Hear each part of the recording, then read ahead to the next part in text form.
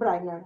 Ora, a Vânia está ligada ao Departamento de Museologia da Universidade de Lusófona, de Humanidades e Tecnologias, Brasil, Portugal. O título da comunicação que nos traz é muito sugestivo: em tempos de morte, sejamos a museologia da vida. Somos todos ouvidos, Vânia.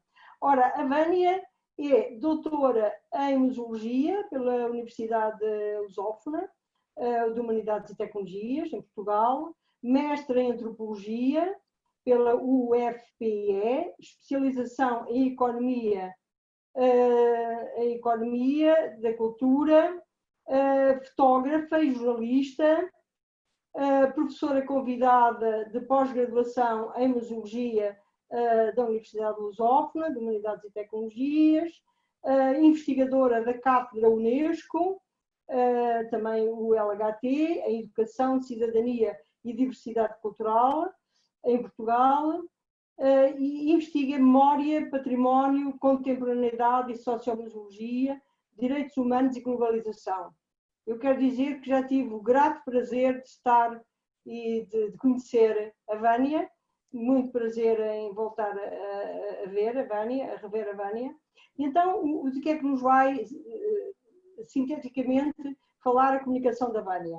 Ela vai nos falar, vai levantar a seguinte questão: o mundo humano está a ser atacado por um vírus mortal, oriundo muito menos da boca voraz de um morcego chinês e mais propriamente das entranhas de um sistema económico que transforma vidas em coisas, mercadorias, números e estatísticas, dinheiro e lucro. Mas esse mundo caminha para o colapso e está a exigir-nos uma mudança na forma de ser e estar no planeta, como condição à nossa própria existência. Se somos trabalhadores sociais da museologia, que façamos dos nossos saberes, dos nossos instrumentos e modos de trabalho, uma força não apenas de resistência, mas de transformação deste mundo. Vânia, obrigada. Dou-te a palavra, somos todos ouvidos. Bom, antes de tudo, eu quero agradecer a oportunidade, né, de ser parte nesse debate, né? E depois das muitas falas que a gente já ouviu desde ontem, eu acho que já não podemos duvidar de que é possível, sim, caminharmos para o que o Minon chama de uma museologia 4D, né? Social, ambiental, política e economicamente sustentável. A diversidade e a potência dos processos sociomuseológicos existentes em várias partes do mundo que foram demonstradas aqui mostra isso, né? Mas eu tomei esse debate também como um desafio, né? Como um chamado, ou como uma enorme tarefa que nós temos à nossa frente e que é urgente iniciá-la. Por isso eu peço que vocês considerem que esta minha fala é uma conclamação à museologia da vida. Neste momento, e mais do que nunca, nós precisamos estar vivos para agir no presente contra o extermínio em massa da vida no planeta. Por isso eu propus que em tempos de morte sejamos a museologia da vida. E neste momento o nosso mundo está a ser atacado por um vírus mortal, né? Um vírus que veio, como já foi dito, muito menos da boca de um morcego chinês, mas sobretudo por um corpo social adoecido nas entranhas de um sistema de produção e econômico que transforma vidas em coisas, em mercadorias, em números, estatísticas, lucros, dinheiro. É a ideologia capitalista que faz com que as sociedades humanas insistam hoje numa chamada nova normalidade, né? Que nada mais é do que a retomada das velhas ideias e práticas humanas. A diferença é que agora nós estaremos submetidos em momentos alternados ao isolamento social, às novas regras de vigilância sanitária, ao uso de equipamentos de proteção individual, à absorção de novos hábitos de higiene e de vida pessoal. Mas é exatamente essa volta à normalidade que poderá nos levar ao caminho do colapso. O nosso inimigo invisível, ele exige o máximo da nossa capacidade de resiliência, seja para nos adaptarmos a uma realidade que está posta, né, como condição essencial para a nossa própria existência, seja para enfrentarmos as causas que propiciam o surgimento dessa e de outras futuras pandemias que já estão alertadas por cientistas. Mas essa resiliência precisa, primeiramente, ser capaz de nos autotransformar, para criarmos uma nova forma de ser e estar no mundo, né? E assim também transformá-lo. Então, como trabalhadores sociais da museologia, eu proponho que façamos dos nossos saberes, dos nossos instrumentos e dos nossos modos de trabalho uma força capaz, não apenas de resistência, né? Mas de transformação deste mundo. Em 2016, eu estive na Conferência Internacional do MINOM, lá na comunidade ribeirinha de Nazaré, no estado de Rondônia, norte do Brasil. A colega Marcela Pereira, né, que aqui está, também foi responsável por sua impecável organização. Bom, lá eu encontrei estudantes, professores, profissionais e pesquisadores de diversas áreas das ciências, além de representações institucionais. Mas havia, sobretudo, a participação das lideranças e de diversos moradores das comunidades envolvidas, a formarem entrelaçamentos criativos de saberes e fazeres com os demais participantes do evento. A conferência debateu sobre os projetos desenvolvimentistas implantados na região pelo Estado brasileiro, à revelia, claro, da opinião das comunidades ribeirinhas e das populações tradicionais, e totalmente ciente dos grandes riscos para o ecossistema local. O MINOM denunciou essa dura realidade daquelas comunidades e destacou a importância das iniciativas de memória na proteção e na promoção das tão celebradas e, ao mesmo tempo, ultrajadas biodiversidade e diversidade cultural brasileiras. Ao final, a missiva de Nazaré denunciou a falência e a falácia do desenvolvimento como objetivo das sociedades e apontou este pensamento como responsável pela destruição de ecossistemas e formas de vida. Além disso, o MINOM também comprometeu-se em apoiar ações museológicas concretas para a defesa dos direitos humanos e da natureza.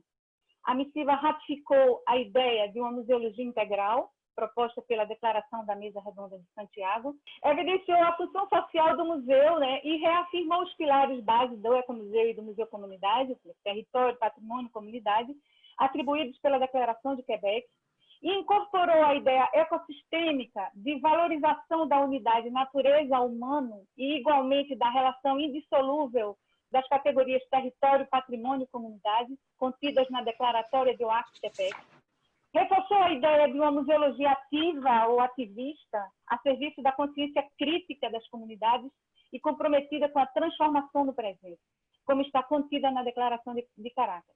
E, por fim, o MINOM anunciou a sua adesão ao bem-viver, o que é claramente uma tomada de posição anticapitalista. Podemos dizer que, em Nazaré, o MINOM reforçou os seus princípios originários aplicados em nosso tempo presente e avançou. Pois-se ao lado dos que lutam contra as muitas formas de violência e contra o fascismo social, que ataca sistematicamente os direitos humanos e os direitos da natureza, e atentam contra a existência de diversas formas de vida no planeta, material e intelectual, simplesmente porque não se enquadram no modelo hegemônico.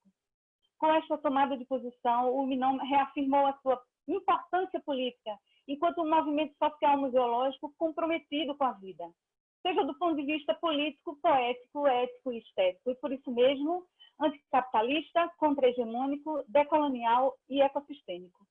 Os estudos sociomuseológicos que desenvolvi no meu doutoramento na Universidade Lusófona, ao lado de processos sociomuseais comunitários e étnicos, me aproximaram ainda mais da antropologia e, mais precisamente, me fizeram conhecer as ideias do antropólogo britânico Tim Ingold, que vê a antropologia como uma investigação constante e disciplinada das condições e potenciais da vida humana.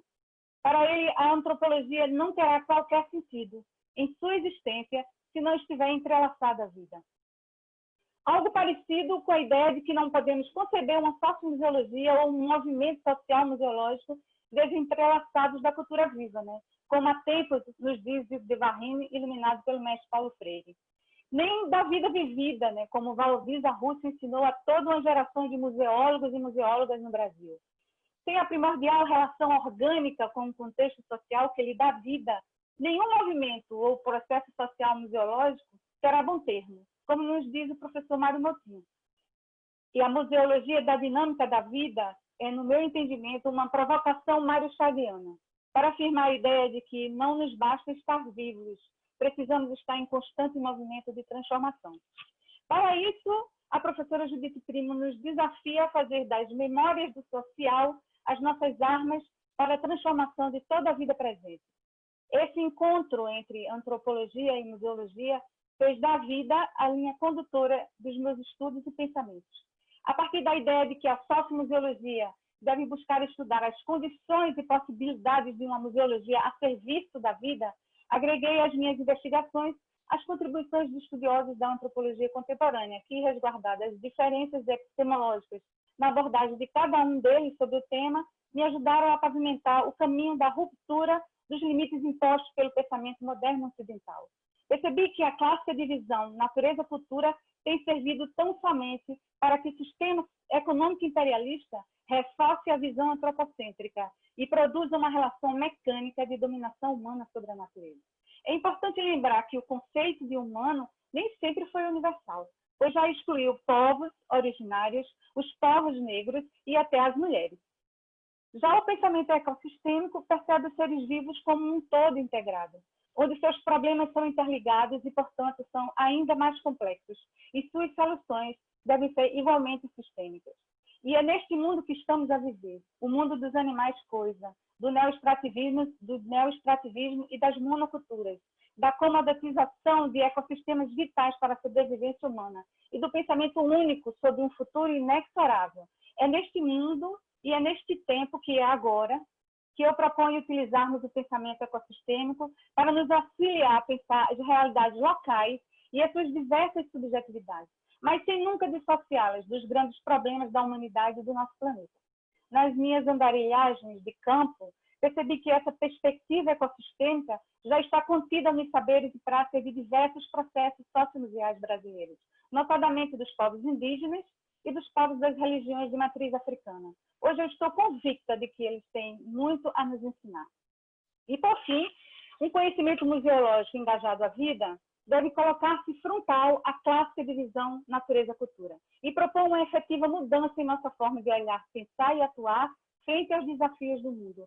E mais, pensar e praticar uma museologia ecossistêmica não deve ser uma tarefa destinada unicamente a um tipo específico de museu, como os ecomuseus ou os espaços naturais musealizados, dedicados ao patrimônio biológico. Nem mesmo aos museus de história natural ou às experiências museais que trabalham com as comunidades em seus territórios.